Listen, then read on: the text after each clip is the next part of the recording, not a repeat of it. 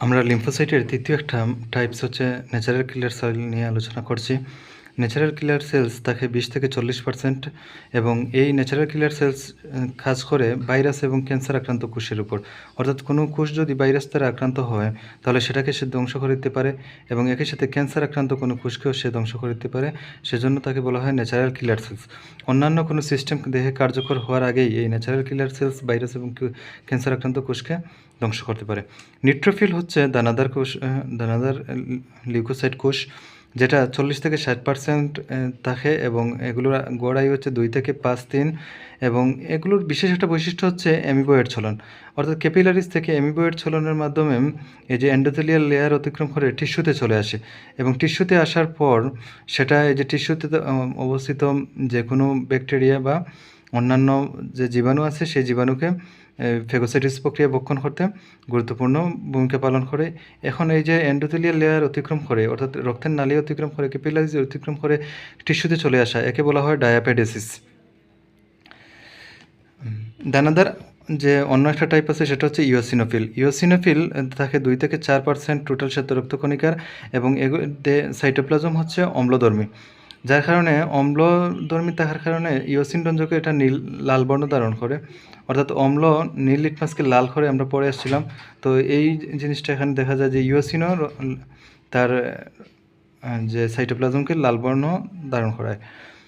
Allergy যেটা আছে, আমাদের দেহের কোনো একটা বিষয় যদি হাইপার সেন্সিটিভিটি দেখায় তখন তাকে অ্যালার্জি বলে। যেমন ধরা যাক হাসানা ফুলের প্রতি অন্য কারো কোনো সমস্যা নাই, কিন্তু দেখা গেলো অ্যালার্জিক কোনো একজন পার্সন যখন তার পাশ দিয়ে যাচ্ছে তখন তার সর্দি হয়ে যাচ্ছে।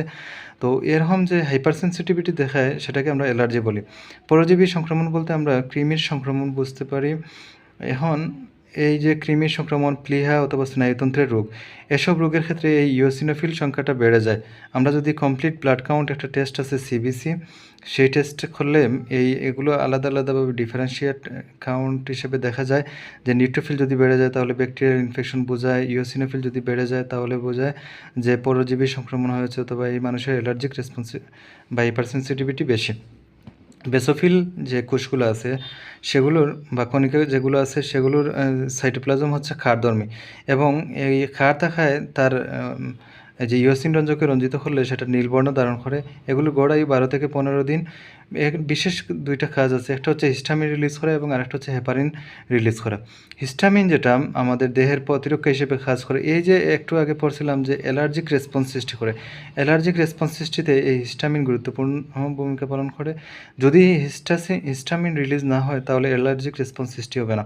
তো আমরা দেখা যায় যে অ্যালার্জিক রেসপন্স যদি হাইপারসেন্সিটিভিটি আমাদের দেহ দেখায় তখন আমরা অ্যান্টিহিস্টামিন ওষুধ খাই, যেমন রুপাট্টল বা ফেক্সোফেনাডিন এগুলো।